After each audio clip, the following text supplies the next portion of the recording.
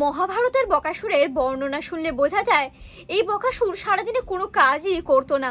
তবে খিদে পেলে গরুর গাড়ি বোঝাই করা খাবার এমনকি গোটা মানুষকে অবধি খেয়ে নিতে পারত, আর তারপর শুধুই বিশ্রাম নেওয়া ছিল এর কাজ। আর এমন গোটা গোটা মানুষকে নির্দ্বিধায় খেয়ে নিতে পারতো বলেই শুধু গ্রামের মানুষ না, বড় বড় সৈন্য, সেনাপতি, যোদ্ধারাও একে ভয় করে চলতো। তবে আজকের যুগেও এমন বকাসুরের কিন্তু মোটেও অভাব নেই। হতে পারে অফিসে আপনার পাশের ডেস্কে এরা বসে রয়েছে, এদেরও সারাদিনে তেমন কোনো কাজই থাকে না। এরা নিজেদের কাজ কম করে অন্যের কাজে দখলদারি করতে বেশি পছন্দ করে। কখনো এর কথা তার কাছে গিয়ে বলা, আবার কখনো তোমার ক্রেডিট নিজের নামে চালিয়ে দেওয়া, এটাই এদের প্রকৃতি। এখনকার বকাসুরদের প্রিয় খাবার কোনো জ্যান্ত মানুষ নয়, সেই মানুষদের তিলে তিলে গড়ে তোলার স্বপ্নও ধ্বংস করে দেওয়া। পরিষ্কার বাংলা ভাষায় কেরিয়ার খেয়ে নেওয়াটা এদের প্রিয় খাবার।